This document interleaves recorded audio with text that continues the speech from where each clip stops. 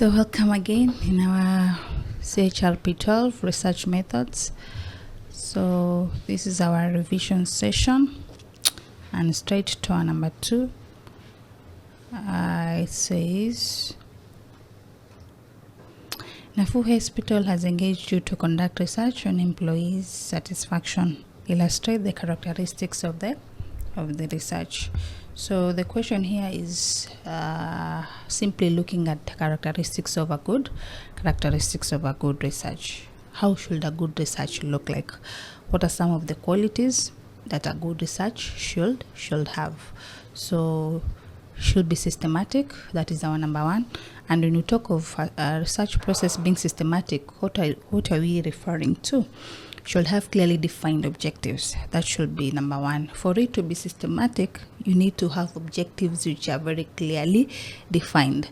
And remember, when we're explaining about clearly defined objectives, you talked of the SMART technique. You said the objective should be specific, should be measurable, should be attainable, should be realistic, and time bound. That is SMART abbreviation, capital letters, that is. So for it to be systematic also, you should have a structured methodology, a clear research design, something that you know this is what I have and this is what I'm going to stick with, in order for you to bring about the systematic issues in the research process. Know what is expected of you in terms of sampling, know what is expected of you in terms of data collection, know what is expected of you in terms of data analysis, and so on and so forth. So have a structured methodology. That is also another characteristic of research as far as systematic approach is concerned. And also lastly, they're talking about it should be made up of an iterative process. An iterative process meaning that make it a bit adjustable, make it a bit flexible, the methodologies you use in such a way that they'll be able to suit in each and every scenario that you find yourself in. So the research should be iterative, allowing for adjustments to the methodology based on the initial findings. And then number 2, another characteristic of research. A good research is the one that has been done by use of effective data collection methods. And data collection methods, you have so many ways of collecting data. You can use surveys, you can use observations, you can use experiments, you can use interviews, questionnaires, all those. So it will depend on what it is that you're tackling, what it is that you're handling, in order for you to choose an effective method. So data collection methods, which include surveys, interviews, focus groups, name them. So choose a method that you know suits whatever it is that you are researching about. And then another characteristic, there is no research without data analysis. For you to be able to interpret and report your data, analysis must have been done. So there's no research without analysis. Get the data, go to the field, gather the data, come and do some analysis in order for you to be able to interpret it and report the findings. So a good research should also be made up of data analysis. Whether you use statistical analysis, whether you use thematic analysis, whether you use the mixed method analysis, it's all up to you, depending on what it is that is in your plate. And then we have also interpretation and reporting.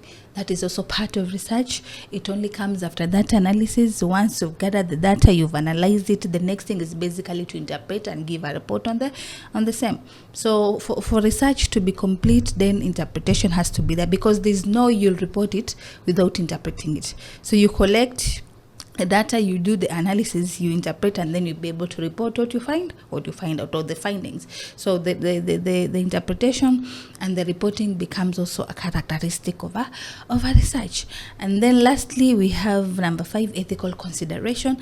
A good research is the one that adheres to ethics, of being confidentiality, of ensuring informed consent, of being transparent, of ensuring that research will not bring harm but benefits to the researcher, many more. So all those form part of the ethical consideration: informed consent, confidentiality, transparency, etc. And then also have a good research should be valid and reliable. Validity and reliability ensure that it helps you to get the information that you're looking for to get, and ensure that it's going to help you answer the questions that you're looking forward to answer. So that becomes a good research, a research process that is valid and reliable.